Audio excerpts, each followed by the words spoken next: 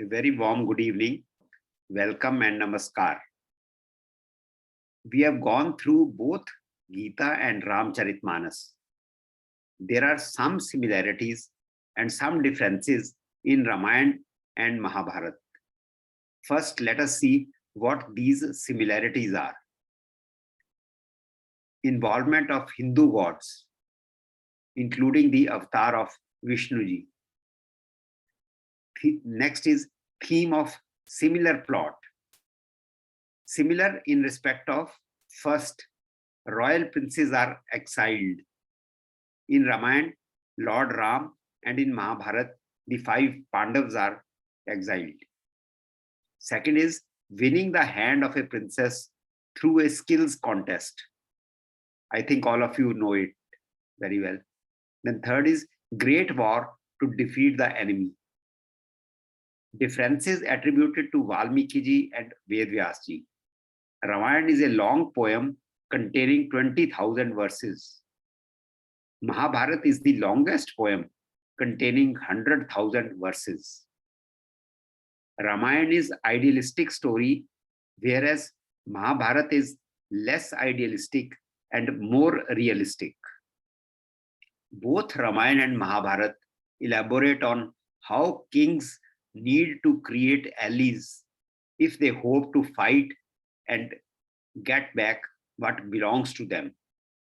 Both the epics represent victory of good over evil. With these few words, I hand it over to Mr. V.N. Rai ji to please unmute and start his discourse. Rai sir.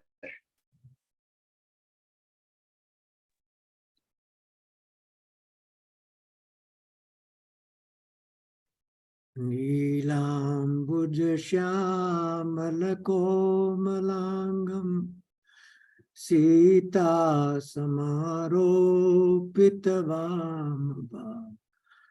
पाणौ महासायक चारुचाप Namami रामं रघुवंशनाथम। प्रविश्य नगर की जय सब काजा हृदय राखी कौशलपुर गरल सुधारि pucker मिताई गोपद सिंधु अनल सितलाई Garuda Sumer rain समताई Ram कृपा कर चितवाजा। जय श्री राम।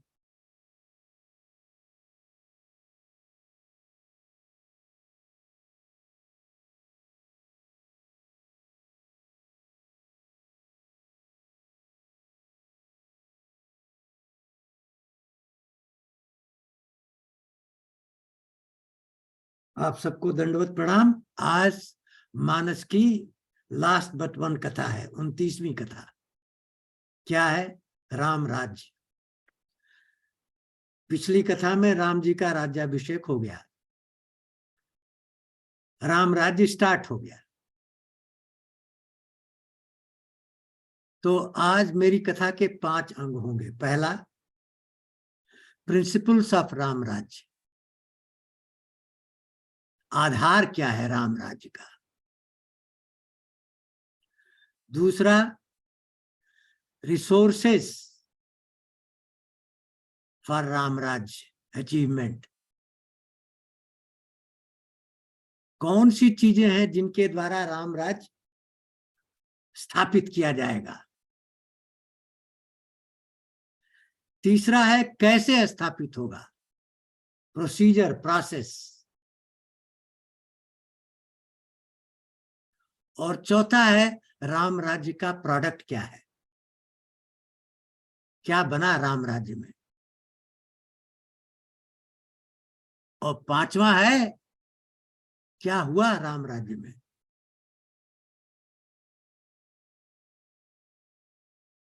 तो एक एक करके सबको लेंगे थोड़ी थोड़ी देर के लिए। पहला, प्रिंसिपल्स ऑफ राम राज्य, यूनिवर्सल प्रिंसिपल ऑफ राम राज्य। राम राज्य के सिद्धांत क्या है।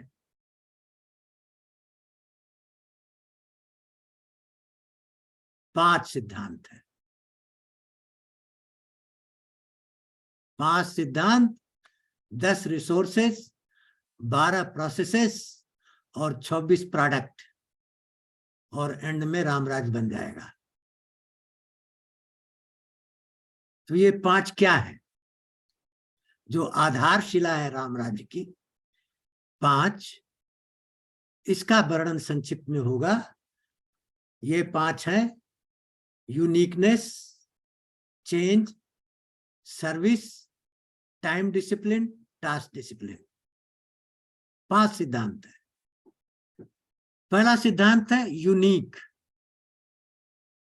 संसार में जितनी एंटिटी बनी है सब यूनिक है, अपने तरह की अकेली है, डुप्लीकेशन नहीं है संसार में।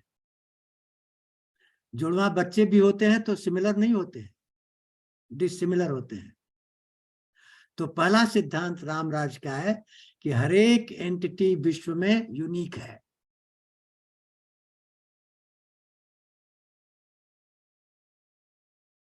क्यों यूनिक है? क्या कारण है कि यूनिक है? तो इसके 2 कारण हैं, वर्ण और आश्रम। सिद्धांत है वर्णाश्रम। वर्ण क्या है? गुण, कर्म, स्वभाव और काल के अनुसार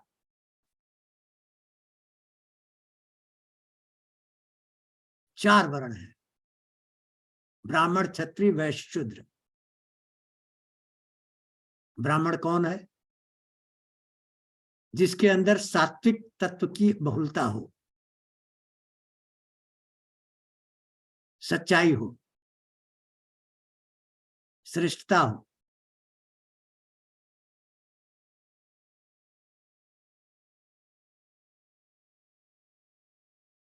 उससे क्या होगा? उसको ज्ञान समझ में आएगा, उसको चीजें स्पष्ट दिखाई देंगी। ज्ञान प्राप्त क्यों करेगा? समाज को देने के लिए, ताकि सारा समाज ज्ञान आधारित हो। जैसे कहते हैं ना, अंधभक्त वर्जित है राम राज्य में।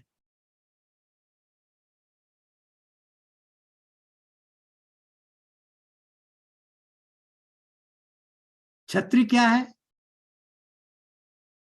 ब्राह्मण हो गया ज्ञान प्राप्त करना और ज्ञान देना, उसका कर्तव्य है। क्षत्रिय जिसके अंदर रजस गुण ज्यादा होते हैं, राजसिक गुण, थोड़ा सात्विक हो और बहुत ही नाम मात्र के तामसिक हो। कर्तव्य क्या है? धर्म की रक्षा करना, समाज की सेफ्टी, सुरक्षा।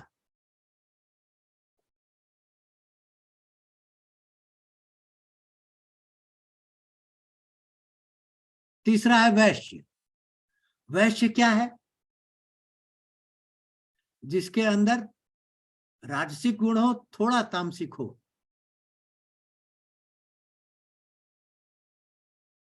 ये क्या करता है? समाज में प्रॉस्पेरिटी को लेवल करता है। जहां बहुत ज्यादा चीजें हैं वहां से उठा के जहां कम है वहां पहुंचाता है।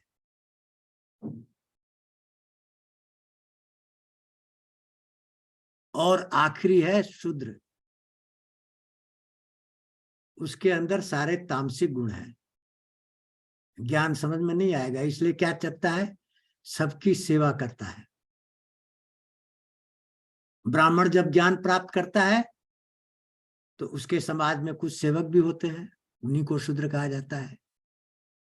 क्षत्रिय जब रक्षा करता है तो उसकी बटालियन में कुछ सेवक भी होते हैं, उन्हीं को शूद्र कहा जाता है।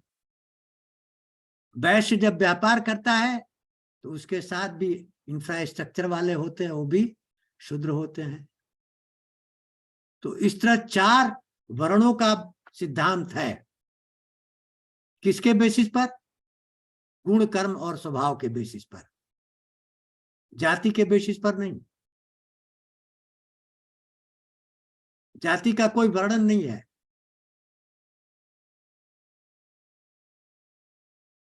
ये जाति जो है घुसा दिया वामपंथियों ने और अंग्रेजों ने सनातन धर्म को विकृत करने के लिए। सनातन धर्म में कोई जाति भेद नहीं है, केवल वर्ण भेद है। तभी तो व्यास क्या थे, वाल्मीकि क्या थे, पैदा तो शूद्र घर में हुए, लेकिन ज्ञान प्राप्त किए, ज्ञान दिए। जितने बड़े बड़े महान शासक हुए, मौर्य वंश, गुप्ता वंश, वो क्या थे? वो कोई क्षत्रिय घर में थोड़ी पैदा हुए थे। उनके अंदर शौर्य था, तेज था, इसलिए वो क्षत्रिय का कर्म किए। और इन चारों वर्णों को चलाने के लिए 4 आश्रम बनाए गए। जीवन को 4 भागों में बांटा गया, ब्रह्मचर्य, गृहस्थ, वानप्रस्थ, संन्यास। 25% अपने अपने वर्ण के ज्ञान को प्राप्त करने के लिए दिया गया। ब्रह्मचर्य, ज्ञान प्राप्त करने के बाद उसका उपयोग गृहस्थ आश्रम में करना, सृष्टि को चलाने के लिए। और जब गृहस्थ आश्रम परिपक्व हो जाए तो त्याग करके वानप्रस्थ में प्रवेश कर जाओ। क्या करने के लिए? शिक्षा देने के लिए, गृहस्थों को अपने एक्सपीरियंस को शेयर करने के लिए। और आखिरी में संन्यास, त्याग, वैराग्य, ताकि निर्वाण प्राप्त हो जाए। तो पहला सिद्धांत राम राज्य का है uniqueness. Every entity is unique, doing its own job, its own dharma, its own duty, no competition. There is no competition in Ram Rajya, क्योंकि हर एक के धर्म अलग है, हर एक के कर्तव्य अलग है। वो वही कर सकता है, दूसरा कर ही नहीं सकता। इसलिए कंपटीशन का सवाल ही नहीं उठता, और सिमिलरिटी का भी सवाल नहीं उठता। डिसिमिलर है सभी, अपने अपने धर्म को, कर्तव्य को करते हैं। ये रामराज का पहला सिद्धांत है, यूनिकनेस। दूसरा सिद्धांत है चेंज। सभी पैदा होते हैं अज्ञानी, धीरे धीरे बदलते हैं। ब्रह्मचर्य आश्रम में ज्ञान प्राप्त करते हैं, अपने को बदला, बदल करके अपने को परिपक्व किया अपनी ड्यूटी करने के लिए। ड्यूटी करने के दौरान भी अपने को बदलते रहे, स्किल प्राप्त करके। और वानप्रस्थ आश्रम में भी बदलते रहे, अनुभव को शेयर करके। तो दूसरा सिद्धांत राम राज्य का है चेंज, परिवर्तन। और तीसरा सिद्धांत राम राज्य का है सेवा। हर एक एंटिटी सेवा कर रही है। हम क्या कर रहे हैं? भोग कर रहे हैं। सेवा भाव नहीं है, भोग भाव है। राम राज्य में भोग भाव नहीं है, केवल सेवा भाव है। क्या मतलब? अपने अपने कर्तव्यों के द्वारा ब्रह्मांड की सेवा हो रही है, ब्रह्मांड सुचारू रूप से चल रहा है। चौथा सिद्धांत टाइम डिसिप्लिन। हर एक entity time discipline to the nanosecond follow करती है। देखो सारे प्लेनेटरी सिस्टम इतनी तीव्र गति से चलते हुए टाइम डिसिप्लिन फॉलो करते हैं। पृथ्वी 365 दिन में सूरज का चक्कर लगाती है, 24 घंटे में धुरी पर घूम जाती है। Millions and trillions of year से टाइम डिसिप्लिन फॉलो कर रही है। नानो सेकंड भी डिसिप्लिन में कोई टाइम में वो नहीं है। हम क्या करते हैं, 10 बजे स्टार्ट होना, 7:30 बजे, तो 8 बजे आते हैं। और आखिरी है टास्क डिसिप्लिन। सब अपने अपने टास्क को कर रहे हैं, दूसरे के टास्क को नहीं कर रहे हैं। हमारे यहाँ जैसे उल्टा है, जिसको बनना चाहिए डॉक्टर वो बन गया मजदूर, जिसको बनना चाहिए मजदूर वो बन गया डॉक्टर, क्योंकि पैसा था, पैसे से खरीद लिया।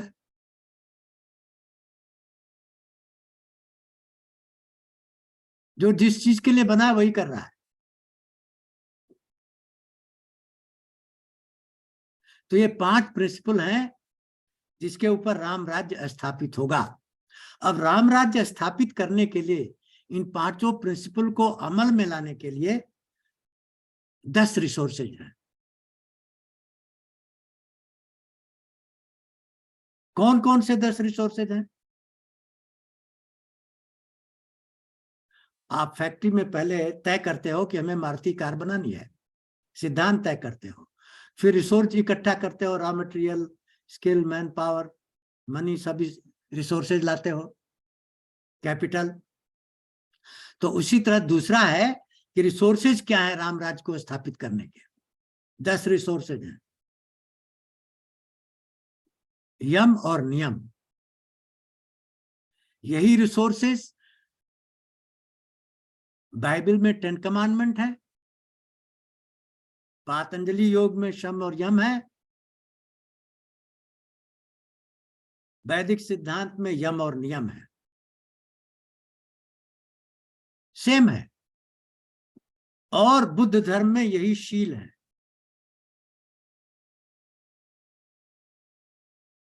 शील, समाधि, प्रज्ञा, बुद्ध धर्म। तो शील यही है। कौन से हैं वो 10? सत्य, अहिंसा, ब्रह्मचर्य, आस्तेय, अपरिग्रह। सत्य पर चलो। सत्य क्या है? जो टाइम, स्पेस, काल से प्रभावित नहीं होता। तो केवल ब्रह्म ही सत्य है और सब मिथ्या है, क्योंकि सब प्रभावित होता है। तो जो सत्य है उसको पकड़ो, मिथ्या को छोड़ो। सत्य ही रिसोर्स है जिसके द्वारा राम राज्य स्थापित होगा।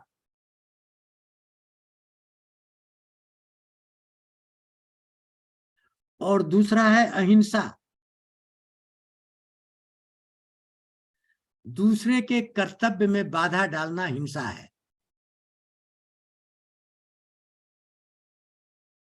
दूसरे के अधिकार क्षेत्र में इंक्रोच करना हिंसा है। वो आप मन से, चिंतन से भी कर सकते हो, वाणी से भी कर सकते हो और कर्म से भी कर सकते हो। तो दूसरा सिद्धांत है हिंसा से बचो। मन से, वाणी से, कर्म से किसी दूसरे के क्षेत्र में इंक्रोच मत करो। अपना कर्म, अपनी ड्यूटी करो। दूसरे की ड्यूटी करने में बाधा मत डालो। यह है अहिंसा। और तीसरा है ब्रह्मचर्य। ब्रह्म के रास्ते पर चलो। ब्रह्म क्या करता है? सृष्टि की रचना करता है। कैसे करता है? प्यार के द्वारा, प्रेम के द्वारा, करुणा के द्वारा, दया के द्वारा।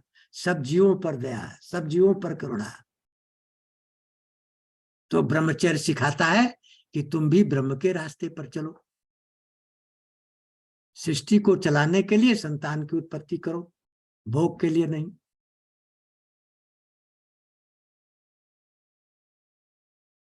आस्तेय, चौथा,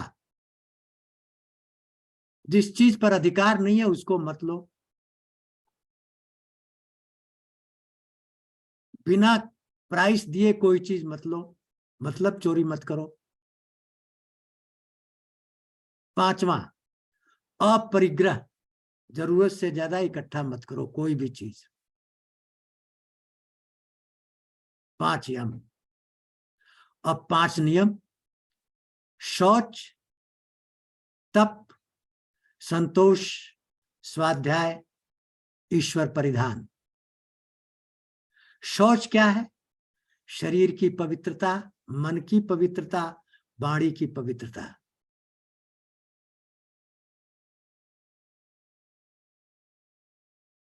वाणी पवित्र हो, मधुर, मीठी, सरल, हितकर। मन पवित्र हो, हमेशा दूसरों की भलाई का चिंतन करे, परोपकार की चिंतन करे।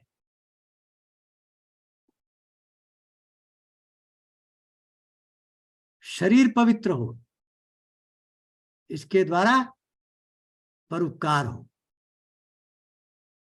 शौच, तप, कर्तव्य करने में जो बाधा आए उसको सहन करना तप है।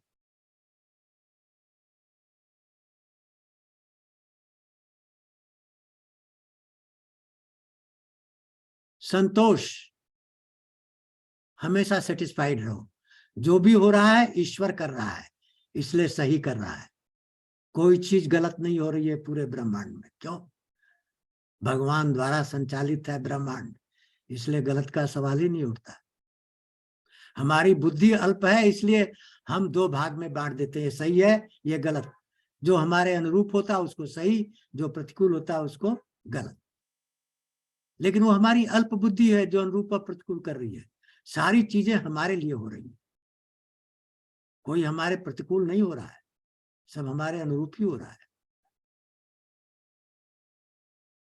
दुख हो रहा है तो हमें पवित्रता लाने के लिए हो रहा है, कठिनाई हो रही है तो हमें अनुभव देने के लिए हो रही है।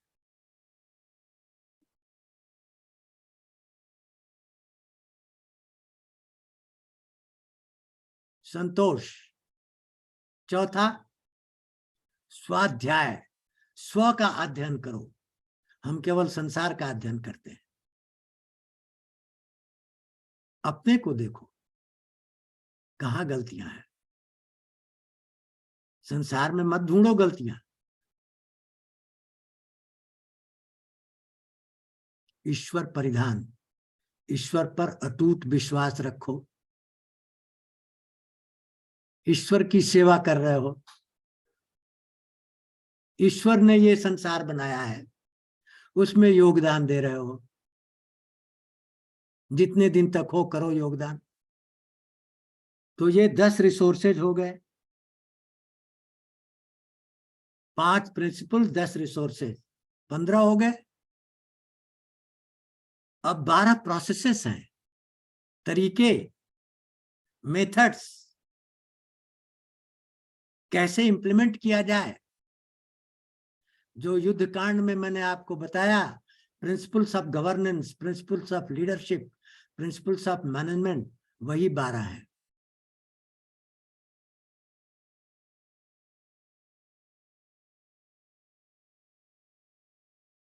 क्या है वो 12? सहयोग, कोऑपरेट करो हमेशा। बॉडी का हर एक सेल दूसरे सेल से कोऑपरेट कर रहा है, तभी बॉडी स्वस्थ है, अपना काम भी कर रहा है और कोऑपरेशन भी कर रहा है। सहयोग। दूसरा, ट्रस्ट, विश्वास, श्रद्धा और विश्वास। अपने पर भी श्रद्धा विश्वास रखो और भगवान पर भी श्रद्धा विश्वास रखो कि जो होगा ठीक होगा, और जो हो रहा है ठीक हुआ, जो हुआ वो भी ठीक हुआ। तीसरा, समन्वय, सबको साथ लेके चलो, किसी को अपनी टीम से भगाओ नहीं, जितने को जोड़ सकते हो जोड़ो अपने साथ। समन्वय।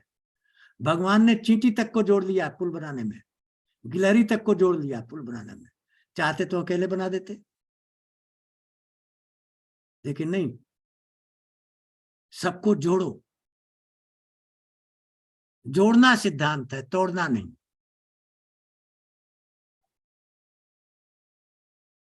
चौथा है दृढ़ संकल्प अपनी ड्यूटी के प्रति। अपनी ड्यूटी, अपना कर्तव्य ही धर्म है और कोई धर्म नहीं है। जैसे आग जलाती है, पानी भिगाता है, हवा सुखाती है, अपना धर्म निभाता है, उसी तरह हम जिस चीज के लिए बने हैं वो करें। दृढ़ संकल्प। पांचवा, सम्मान। इस ब्रह्मांड में जितनी एंटिटी हैं, पेड़ पौधे, पक्षी, पशु, सबको सम्मान देना है।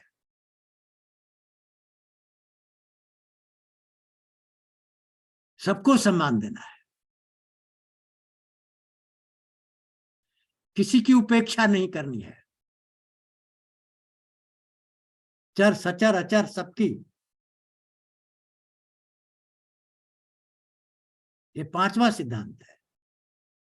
छठवां है स्वाभिमान, स्वाभिमान, अपने मूल्यों पर अभिमान होना, अपने कर्तव्य पर अभिमान होना, अपने स्व पर अभिमान होना। घमंड अलग है। हमारे ये मूल्य हैं, हम जीसस क्राइस्ट की तरह सूली पर चढ़ जाएंगे, लेकिन मूल्य को नहीं ठुकराएंगे। स्वाभिमान। सातवां समर्पण, भगवान के प्रति समर्पण, ईश्वर के प्रति समर्पण।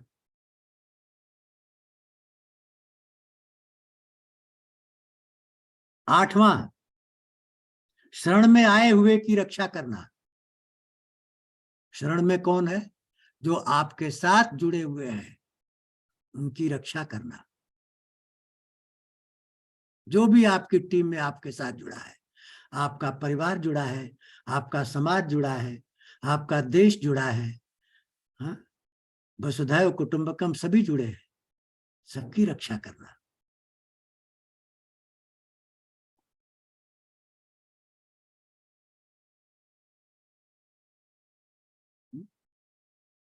नौवां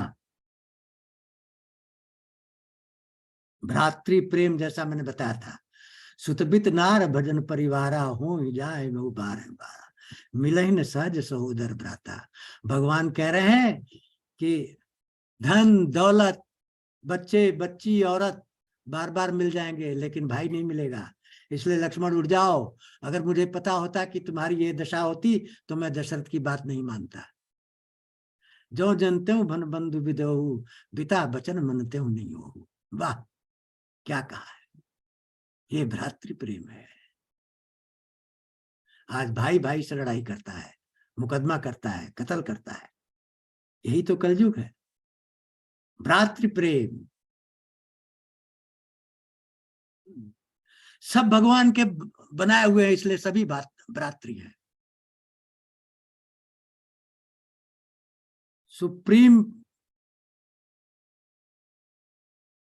जो हमारे ग्रेट ग्रेट ग्रेट ग्रैंडफादर भगवान ही तो है, उन्हीं से सब बने, तो सब एक फैमिली है। राष्ट्र प्रेम।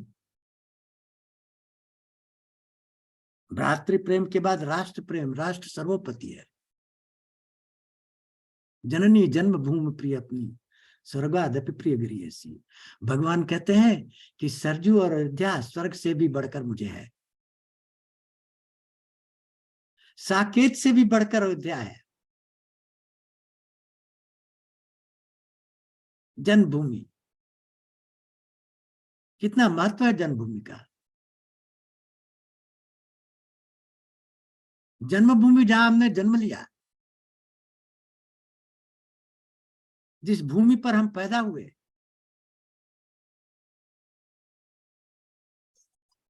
ग्यारहवां राम कथा।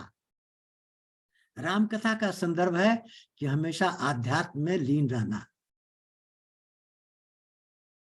और 12वां धर्मरथ, जिसके 12 अंग 14 अंग बताए गए थे। शौरज धीरज जयरथ चाका, सत्यशील दृढ़ ध्वजा पताका, बल विवेक दम परहित घोड़े, क्षमा कृपा समता जोड़े, ईश भजन सारथी सुजाना, बर विज्ञान कठिन को दंडा। इस तरह करके एंड में कहा क्या? कवच अभेद विप्र गुरु पूजा। आखिरी शस्त्र है अभेद कवच। क्या है? विप्र और गुरु की पूजा। ब्राह्मण से हमेशा डरो, और गुरु से भी डरो, और बड़े बूढ़ों से भी डरो। क्यों? वही अभेद कवच प्रदान करेगा। उनका आशीर्वाद रहेगा तो कोई कुछ नहीं बिगाड़ सकता, और उनको दुख दोगे तो कभी सफल नहीं हो सकते। माता पिता को दुख देकर कोई सफल नहीं हुआ आज तक। गुरु को दुख देके कोई सफल नहीं हुआ आज तक। ब्राह्मण को दुख देके कोई सफल नहीं हुआ। भृगु मुनि ने लात मारी, भगवान उनका लात उठा के कह रहे हैं कि आपके लात में चोट लग गई, क्योंकि लात तो कोमल है, मेरा शरीर कठोर था। ये देखो,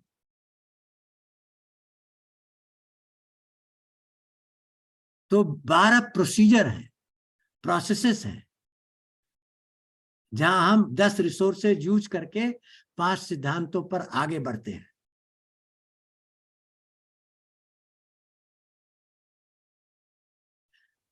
तो सब मिला के 27 हो गए। क्या 27 नक्षत्र होती हैं?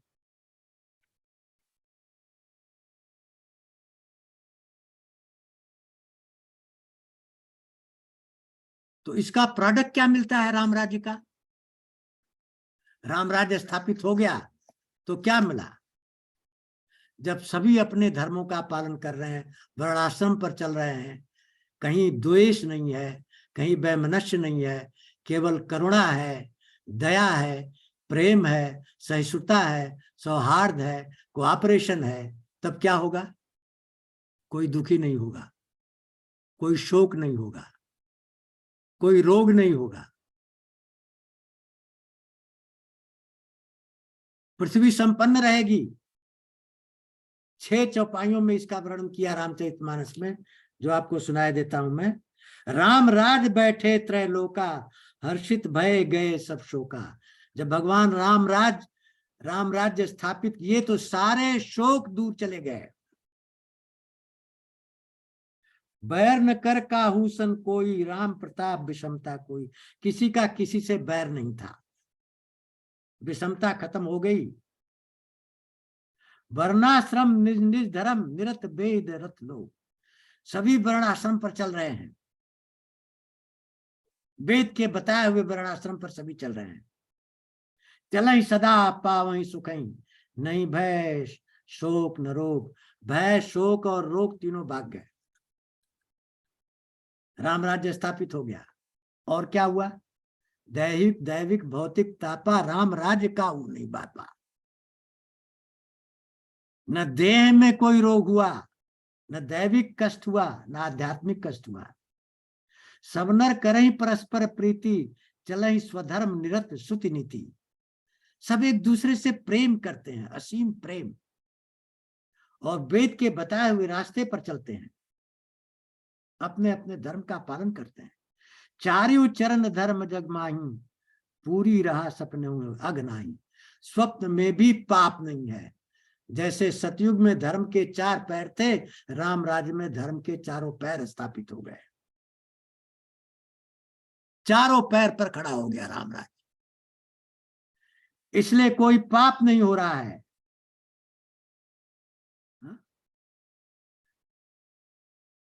अल्प मृत्यु नहीं, कौन पीड़ा, न अल्प मृत्यु हो रही है न पीड़ा हो रही है।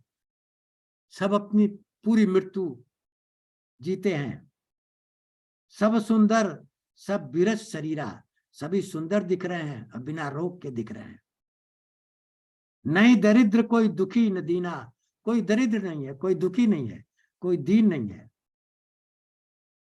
नहीं को अबुध नलचन ही ना, कोई अनस्किल्ड नहीं है, कोई इडियट नहीं है, कोई मूर्ख नहीं है। सब निर्दम्ब धर्मरत पुनी, किसी के अंदर घमंड नहीं है, सब धर्म के रास्ते पर चलते हैं। नर और नारी चतुर सब गुणी, सारे नर नारी चतुर हैं और गुणी हैं, संपन्न हैं। सब गुणज्ञ पंडित सब ज्ञानी, सब कृतज्ञ नहीं कपट सयानी। सभी अपने फील्ड में माहिर हैं, कोई कपटी नहीं है। राम राज नव गेश सुन, सचराचर जगमाय। काल कर्म स्वभाव गुण, कृत दुख कहां। काल कर्म स्वभाव के जो दोष हैं वो राम राज्य में नहीं लेंगे। तो अब राम राज्य में ये हुआ प्रोडक्ट, ये बन गया राम राज्य। कोई पाप नहीं है, कोई दुराचार नहीं है, कहीं कोई दुख नहीं है, कहीं कोई रोग नहीं है, कोई रुग्ण नहीं है, कोई रोगी नहीं है, कोई मूर्ख नहीं है। जब ये स्थिति हो गई तो अब आखिरी जो मेरा व्याख्यान है वो बड़ा इंपॉर्टेंट है, आप सुनिए उसको। क्या? रामचरितमानस में उत्तरकांड है, लेकिन वाल्मीकि रामायण में नहीं है। वाल्मीकि रामायण युद्ध कांड के बाद समाप्त, फल स्तुति हो गई, आरती हो गई। इस उत्तरकांड को घुसाया वामपंथियों ने। निचोड़ के नाम पर की, रामचरितमानस का निचोड़ है यह, और उसमें बहुत सारी भ्रांतियां भी फैला दी। हालांकि रामचरितमानस में जो नहीं है वो भी फैला दिया। और एक भ्रांति जो बहुत प्रचलित है, जितनी हमारे सनातन धर्म में औरतें हैं जो रात दिन दो ही चौपाई गाती हैं, एक तो ढोल गवार शूद्र पशुनारी वाली और दूसरी धोबी वाली, कि धोबी पर कहने से निकाल दिया। रामचरितमानस में कहीं नहीं लिखा है। वाल्मीकि रामायण में तो उत्तरकांड है ही नहीं, और रामचरितमानस में देख लीजिए 130 दोहे हैं, कहीं नहीं लिखा है। क्यों? क्योंकि राम राज्य में जब पाप है ही नहीं तो धोबी की औरत कैसे चली जाएगी दूसरे के घर? ये तो एंटी राम राज्य हो गया। राम राज्य में जितने नर नारी हैं अपने धर्म का अनुसरण कर रहे हैं, तो पाप कहां से आ गया बीच में?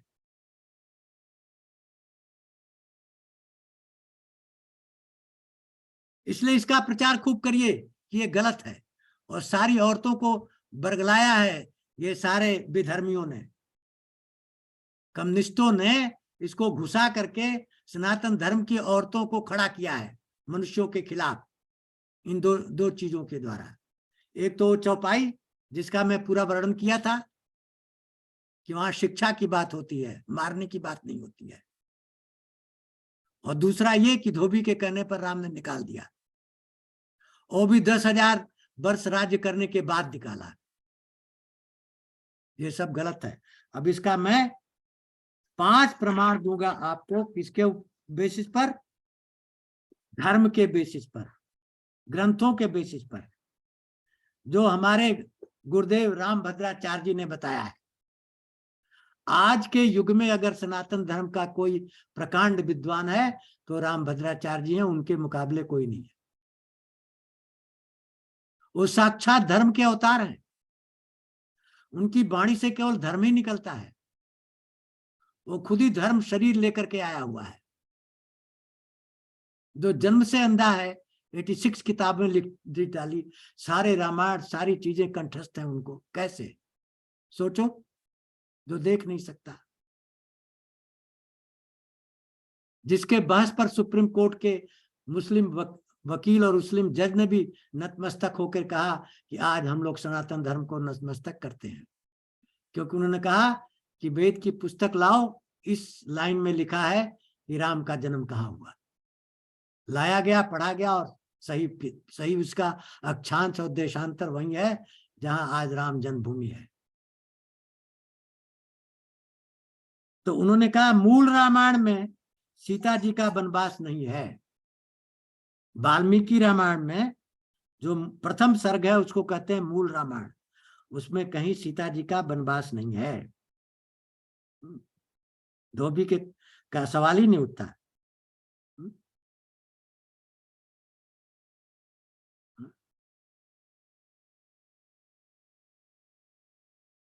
और वाल्मीकि ने कहा कि हमको जो नारद जी ने कहा वही मैं लिखूंगा।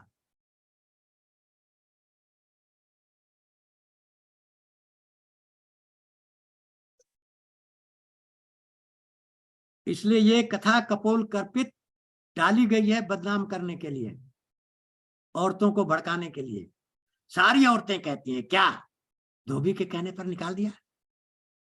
अरे देखो तो निकाला भी कि नहीं। जब राम राज्य में पाप है ही नहीं तो धोबी की औरत कैसे चली जाएगी दूसरे के घर? सारी औरतें प्रतिव्रता हैं राम राज्य में। दूसरा कहते हैं महाभारत में जो नहीं है वो कहीं नहीं है। यन्न भारते तन्न भारते, जो महाभारत में नहीं घटा और भारतवर्ष में नहीं घटा, और उसमें भी सीता जी के वनवास की कथा कहानी नहीं है। तीसरा, अग्निदेव की आज्ञा,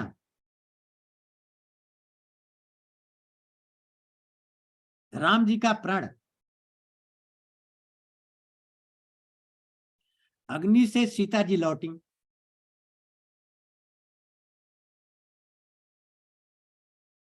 तो अग्निदेव ने भगवान राम से कहा कि इनको कभी कुछ मत कहना, और अग्नि से ही तो, अग्नि यज्ञ से ही तो राम भी पैदा हुए हैं। तो अग्नि की कृपा से ही तो राम भी जन्म लिए हैं। तो अग्नि की आज्ञा का कैसे उल्लंघन करेंगे?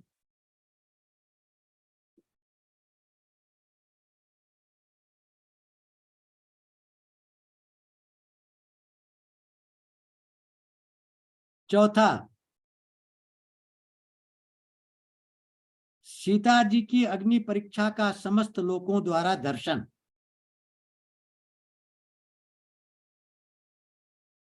जब सीता जी अग्नि में खेल रही थी तो तीनों लोकों के लोग इस दृश्य को देख रहे थे।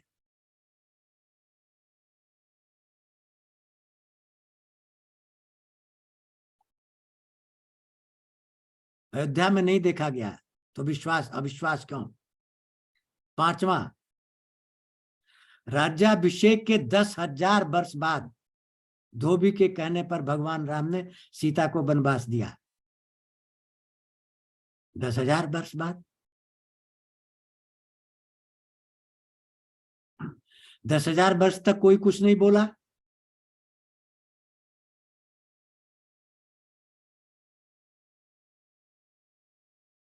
तो 10,000 साल बाद मूर्ख धोबी को क्यों सूझा? छठवां, सबसे ज्वलंत, जब पहले ही कह चुके हैं आपको कि 5 सिद्धांत पर राम राज्य स्थापित हुआ, 10 रिसोर्सेज थे और 12 तरीके थे। उसके अनुसार जो प्रोडक्ट बना कि हर मनुष्य, हर प्राणी, हर जीव, हर जंतु, चर अचर, निर्जीव अपने अपने धर्म का अनुसरण कर रहा है। और त्रेता युग में ही सतयुग आ गया है। इसका मतलब क्या है कि हर नारी पतिव्रता है राम राज्य में। जब हर नारी पतिव्रता है कि धोबी की नारी अपतिव्रता कैसे हो जाएगी? ये तो राम राज्य है। राम राज्य का प्रभाव है कि हरे नर और नारी अपने अपने धर्म पर चल रहे हैं।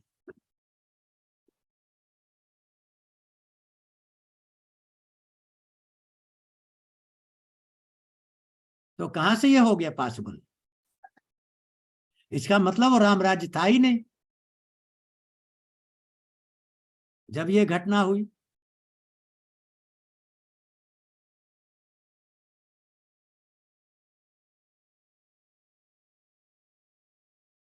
और सातवां, वाल्मीकि रामायण, मूल रामायण में युद्ध कांड के बाद रामायण खत्म हो जाती है।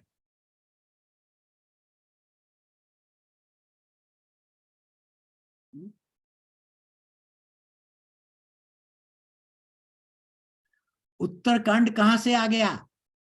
वाल्मीकि रामायण में है ही नहीं। और उत्तरकांड आया भी तो रामचरितमानस में तो धोबी का कहीं वर्णन नहीं है। मैंने तो कई बार पढ़ चुका है रामायण, कहीं नहीं मिला। तो ये कहां से उड़ी ये अफवाह? वामपंथियों ने उड़ाया। वामपंथियों ने बहुत कोशिश की है सनातन धर्म को नष्ट करने की।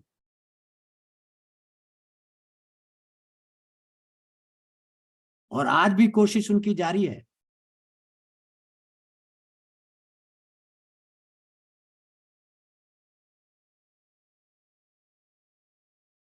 कि धोबी के कहने पर भगवान ने वनवास दे दिया सीता जी को।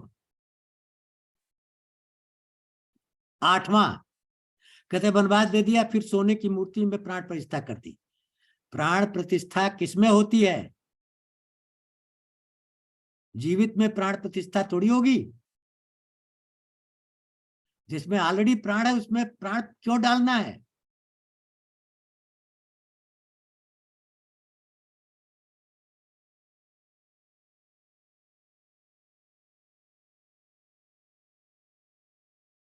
कि भगवान राम ने सोने की मूर्ति बनाई सीता जी की, प्राण प्रतिष्ठा की और फिर यज्ञ किया।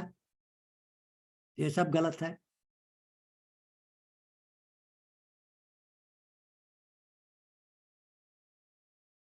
यदि सीता जी वनवास में हैं तो उनकी प्राण प्रतिष्ठा सोने की सीता में कैसे की गई?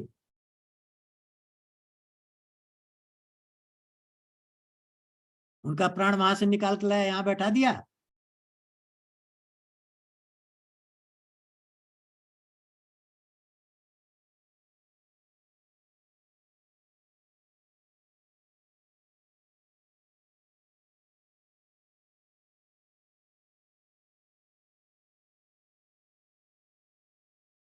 सीता जी निरंतर राम जी के साथ हैं। कुछ वामपंथियों ने इसको घुसाया है, और इसलिए आप जहां भी इसकी चर्चा होती है उसको कहिए कि बताओ कहां लिखा है, प्रमाण दो। ऐसे कपोल कल्पित कहानी मत सुनाओ, प्रमाण दो। किस ग्रंथ में लिखा है, कहां लिखा है?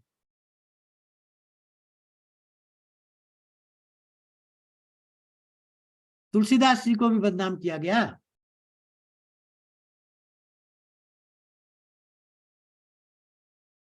कि नारी विरोधी है।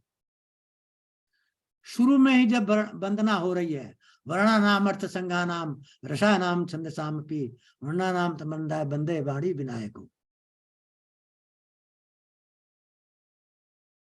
हर जगह पहले नारी रखा उन्होंने, तब पुरुष रखा। वाणी विनायको, सरस्वती फिर गणेश, भवानी फिर शंकर, भवानी शंकर बंदऊ श्रद्धा विश्वास रूपणऊ, सीता फिर राम। हर जगह नारी को पहले रखा है सीता, तुलसीदास जी ने। सनातन धर्म में नारी का स्थान पुरुष से ऊपर है। क्यों? क्योंकि नारी को साक्षात ब्रह्म का स्वरूप माना गया। ब्रह्म ने जगत की रचना की तो नारी भी तो रचना कर रही है। इसका स्थान हमेशा पुरुष से ऊपर रहेगा। सनातन धर्म में है, था और रहेगा। इन सब विधर्मियों के चक्कर में हम लोग भी भाग जाते हैं, अल्पज्ञानी लोग।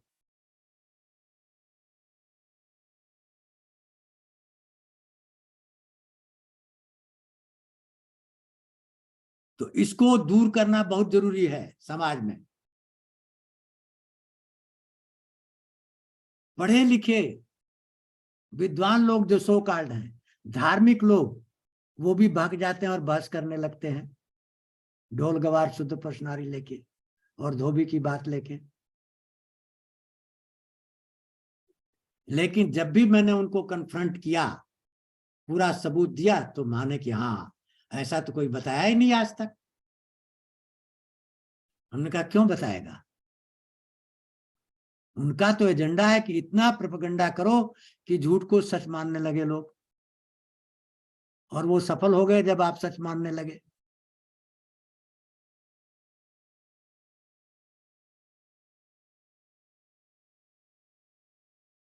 उनका उद्देश्य था नारी और पुरुष में भेद पैदा करना। उनका उद्देश्य था सनातन धर्म की नारी को धर्म के विरुद्ध खड़ा कर देना। सनातन धर्म जैसा कोई धर्म नहीं है। वेद आदि ग्रंथ है, इसके पहले कोई ग्रंथ नहीं था। भगवान की सांस से निकला है, ब्रह्म ही वेद है।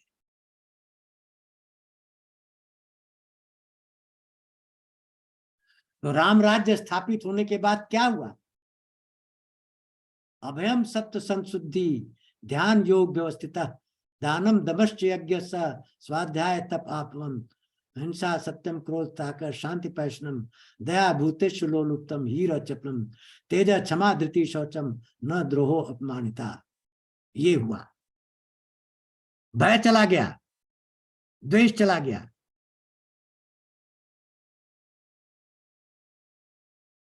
सब दान के मोड में आ गए।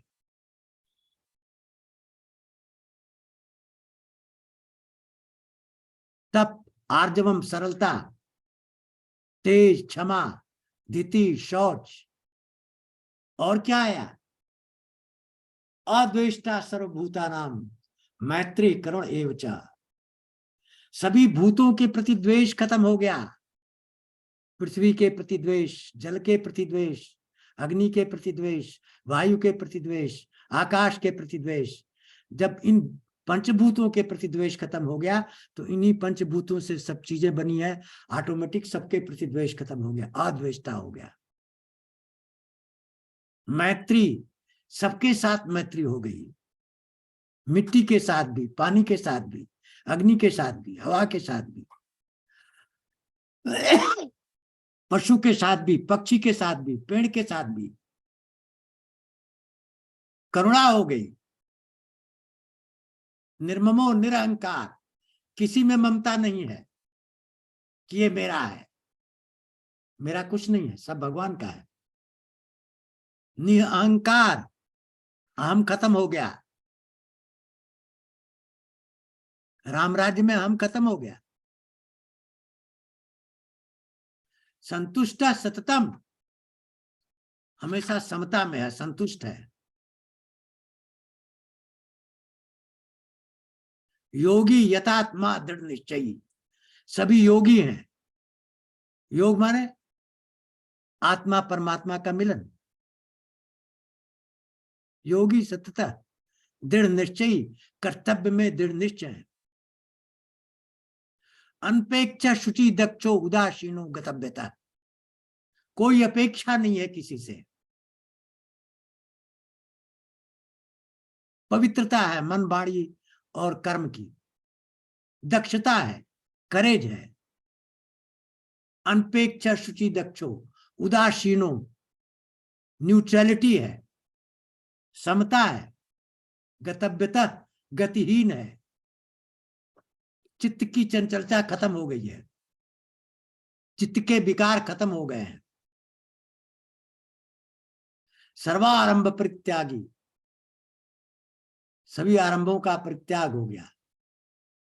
न श्वेष्टि, न द्वेष्टि, न वेष्टि, न हर्ष होता है, न विषाद होता है, न शोक होता है, सम रहता है। न दुश्मन है, न मित्र है, सब एंटिटी है। ये राम राज्य है। तो जब ऐसी राम राज्य की स्थापना हो गई तो कहां से धोबी की औरत आ गई? जब राम राज्य में सतयुग आ गया और सारी नारी पतिव्रत धर्म से ओतप्रोत हो गई तो धोबी की एक औरत कहां से उसमें आ गई?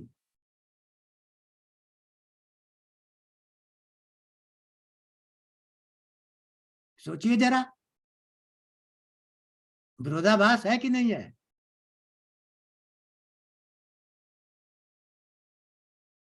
इसलिए जब भी कोई इन सब चीजों की बात करे सुनिए मत, उसको खंडन करिए और उसको समझाइए कि ये गलत है, कहीं नहीं है ऐसा। प्रमाण दो इसका, प्रमाण निकाल के दिखाओ, शास्त्र की बात करो।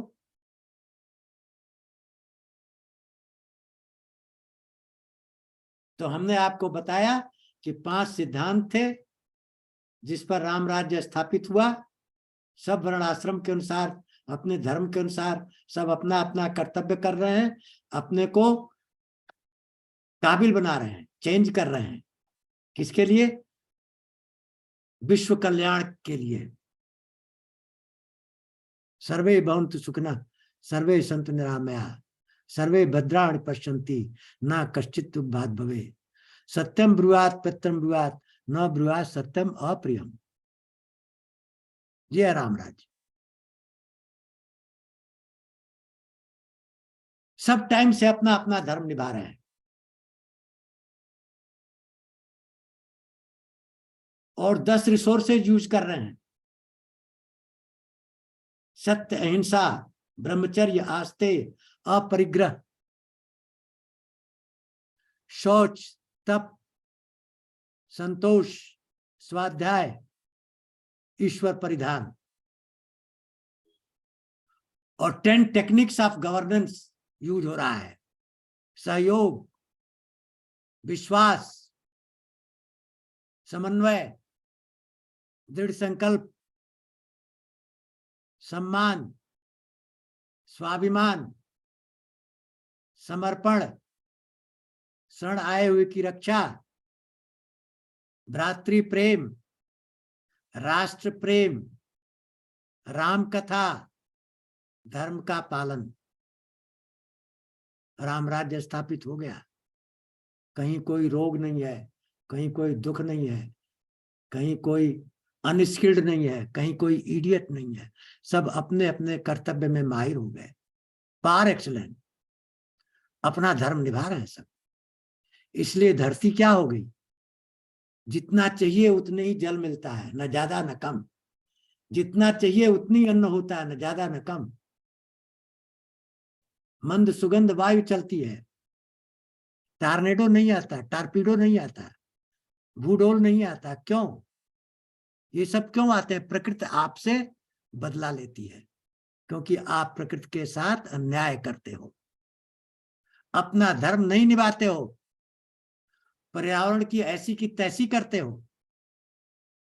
इसलिए प्रकृति भी अपना जुतबा दिखाती है। राम राज्य में पर्यावरण की ऐसी की तैसी नहीं हुई। धरती संपन्न थी, फल फूल से भरी हुई थी, किसी चीज की कमी नहीं थी। तो इस प्रकार मैंने आपको संक्षिप्त में राम राज्य की व्याख्या की कि प्रिंसिपल क्या थे, रिसोर्सेज क्या थे, प्रोसेस क्या था और बना क्या, मिला क्या। तो इस प्रकार ये 29वीं कथा को यहीं मैं विराम दे रहा हूं।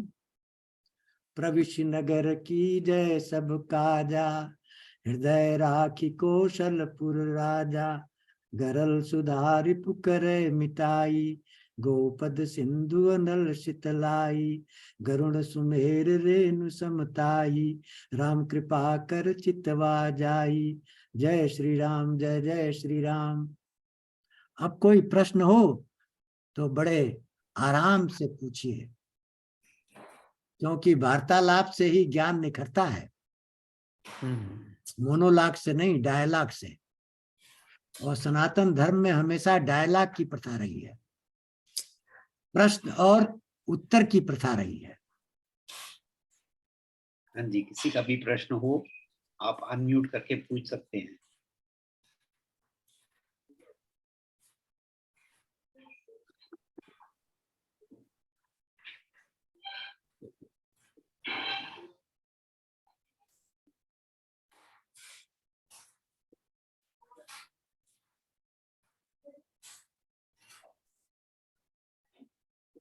लगता है किसी को कोई प्रश्न नहीं है, मैडम का भी नहीं है।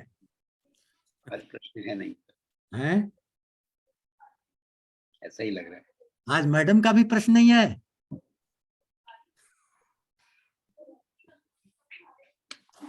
अनम्यूट कर लीजिए मिसेस ब्रो।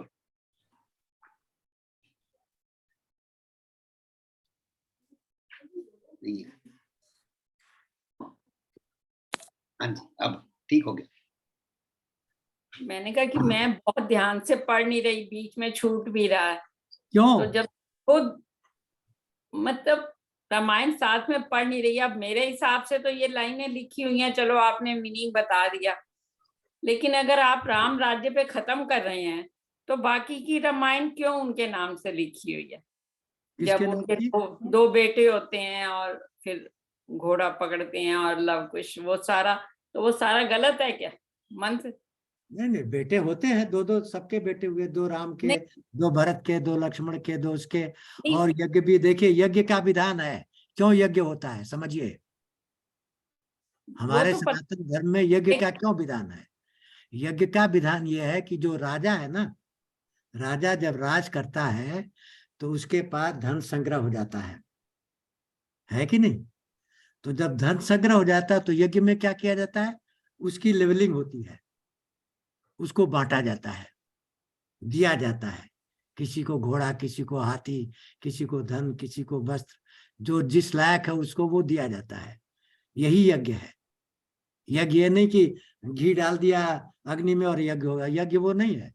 यज्ञ का उद्देश्य है क्या, कि सृष्टि को चलाने के लिए रिसोर्सेज को लेवल करना जरूरी है। जैसे अपरिग्रह है, अपरिग्रह माने जरूरत से ज्यादा इकट्ठा मत करना, तब राज में चीजें जो इकट्ठा हो गई उनको बांट दो, इस ये यज्ञ होता है। नहीं, फिर उन्होंने घोड़ा पकड़ा, ये सब झूठ है। ये सब तो कपोल कहानियां हैं, अच्छा, ये सब तो कपोल का, मैंने आपको कहा ना कि उत्तरकांड घुसाया गया है नहीं वाल्मीकि रामायण में।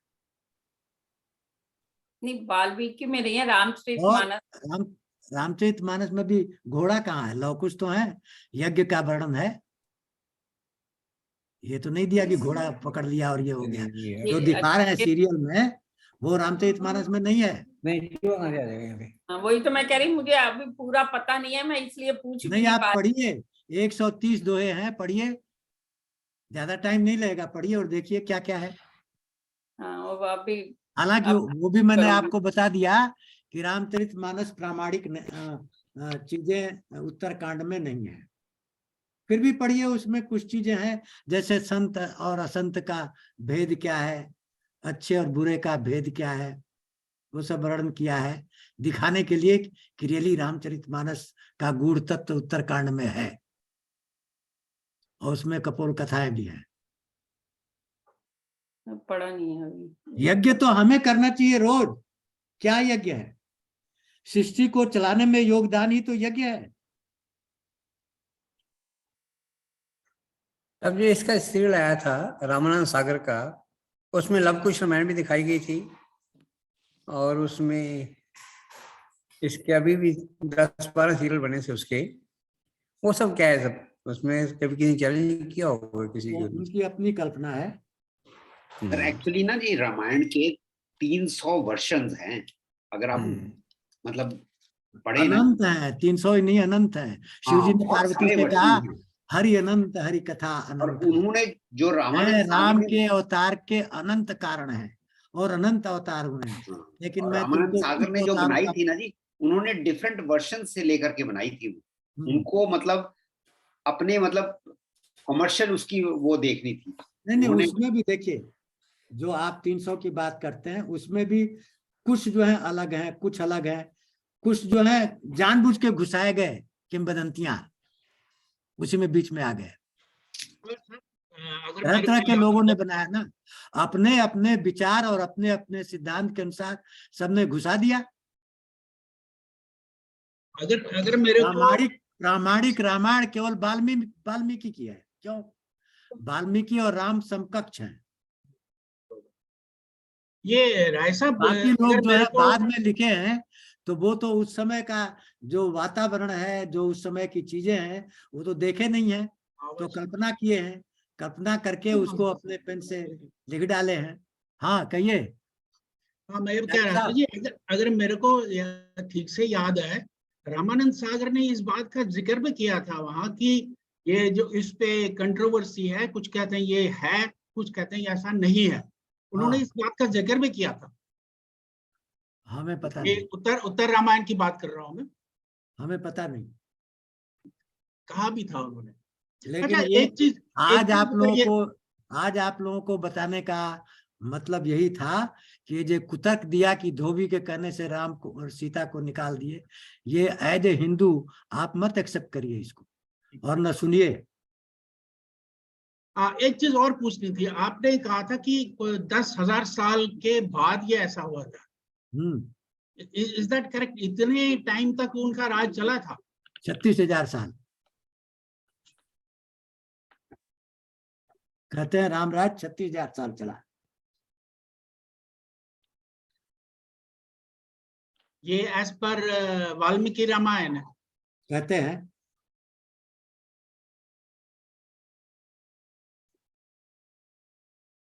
मुझे दो ही चीजों से आपत्ति है, एक ये धोबी वाला और दूसरा ढोल गवार वाला।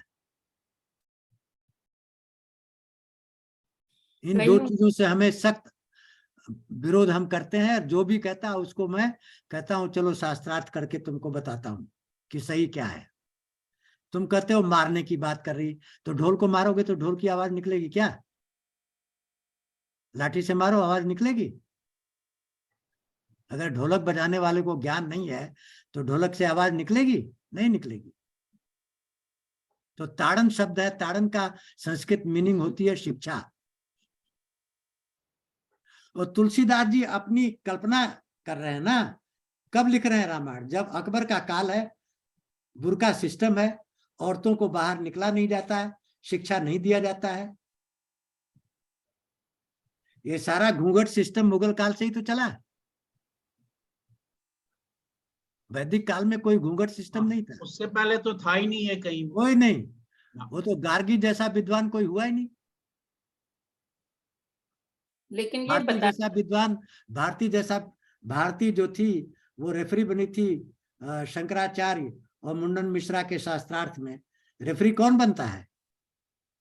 अज्ञानी लोग रेफरी बनते हैं। लेडी बनती है। जो ज्ञानी होगा वही ना। इसका मतलब कि भारती का ज्ञान शंकर से भी अच्छा था और मुंडन मिश्रा से भी अच्छा था।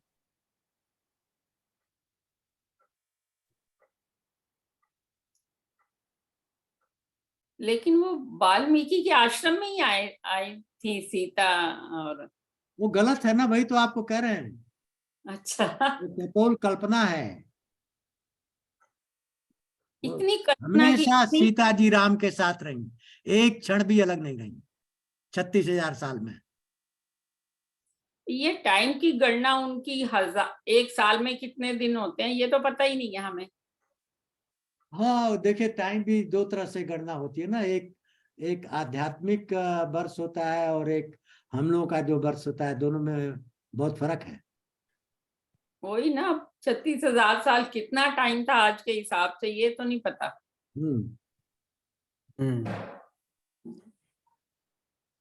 जो भी हो, वैसे हमारा गण- कहने का तात्पर्य है कि इसको आप एक्सेप्ट मत करिए कि सीता का वनवास हुआ, और ये भी एक्सेप्ट मत करिए कि तुलसीदास जी एंटी नारी हैं।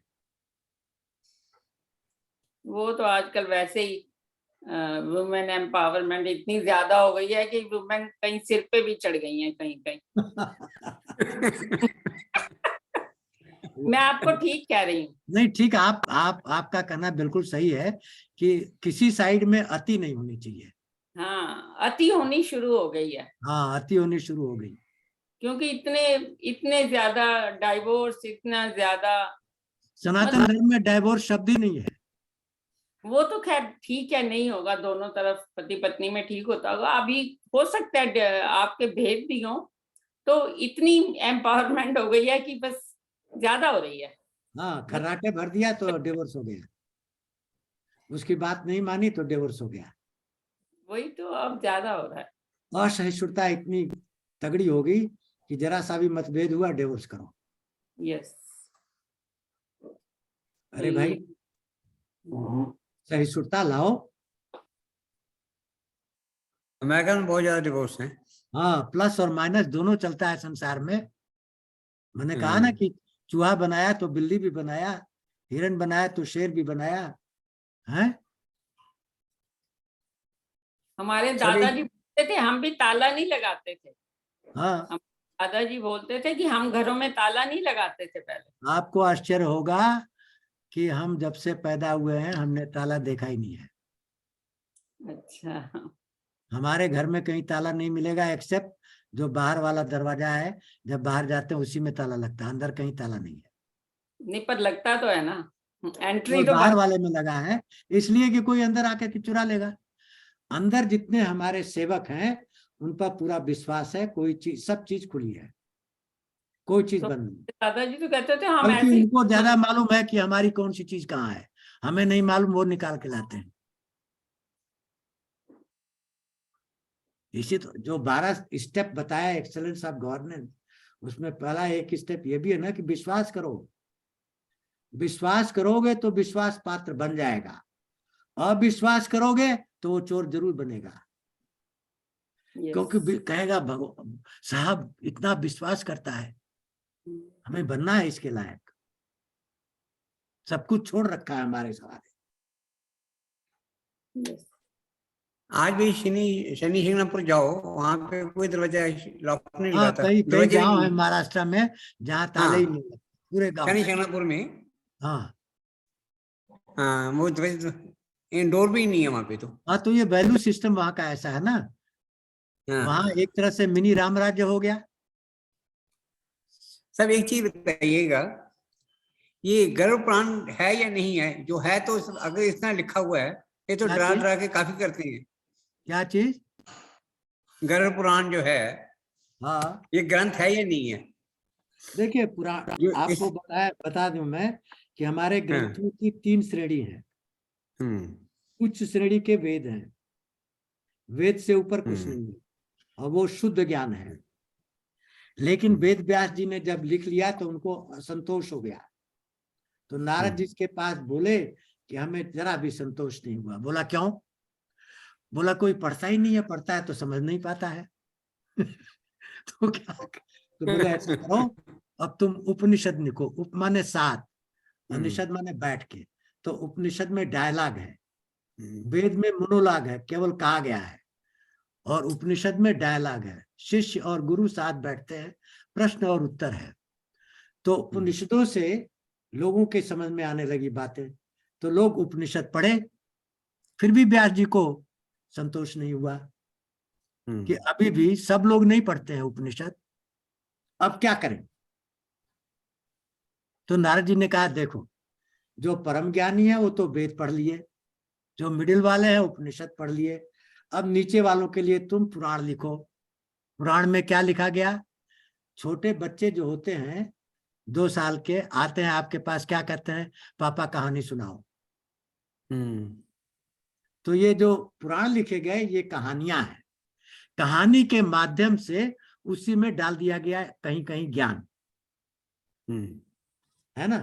जैसे कि हम अभी, हमारी पोती बड़ी हो गई है, नौकरी करने लगी, तो अभी एक शादी में एक औरत जो है खाना खा रही थी, बात किए जा रही थी, हमने कहा खाना खाइए तो बात मत करिए। तो हमारी पोती बोली, बाबा कहते थे कि प्रज्ञा, खाना खाते समय अगर तुम बोलोगी तो खाना कुत्ते के पेट में चला जाएगा। उसको अभी भी याद था। क्यों? उसको डराने के लिए। ये जो कहानियां हैं पुराणों में, वो डराने के लिए है कि ऐसे नहीं मानोगे, डर के मारो कहानी, कि अगर तुम सत्यनारायण व्रत कथा नहीं सुनेगे जहाज डूब जाएगा। हाँ, तो ये डरा फरा करके पुराणों में ये कहानियां हैं, बहुत सारी चीजें कल्पित हैं आपको डराने के लिए, और उसमें कहीं कहीं ज्ञान छिपा है, क्योंकि ये अज्ञानियों के लिए है। ज्ञान, परम ज्ञानी के लिए वेद है, ज्ञानी के लिए उपनिषद है, अज्ञानी के लिए पुराण है। पुराण लिखने के बाद भी व्यास जी को संतोष नहीं हुआ, फिर नारद जी के पास गए, गुरु जी अब क्या करें? बोला आप ऐसा करो कि एक ऐसा ग्रंथ लिखो जिसमें वेद भी आ जाए, उपनिषद भी आ जाए, पुराण भी आ जाए। तो भागवत महापुराण लिखा, 1 लाख श्लोक वाला, जिसके अंदर सारे वेदों का सार भी है, उपनिषदों का सार भी है, पुराणों का सार भी है, और उसके बाद लिखना बंद। तो अगर आप पुराण पढ़ रहे हैं तो उसमें कपोल कल्पित बहुत सारी कहानियां मिलेगी। क्यों?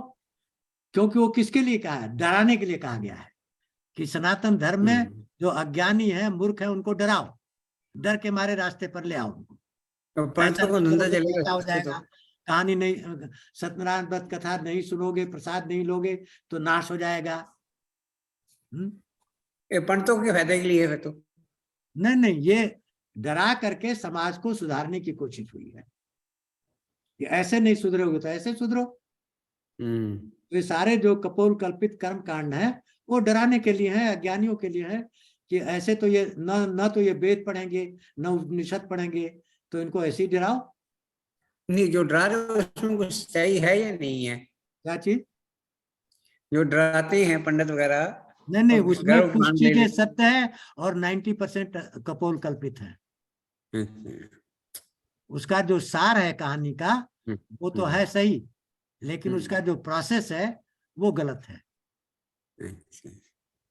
ठीक है, यही हम समझे हैं। हम भी अपनी बुद्धि के अनुसार आपको बता रहे हैं। कोई हमसे ज्यादा समझदार निकलेगा तो उससे सीख लेंगे। थैंक यू सर, बहुत बढ़िया बताया आपने, मजा आ गया। बहुत अच्छा लगा, और ये भी पता लग गया क्या भेद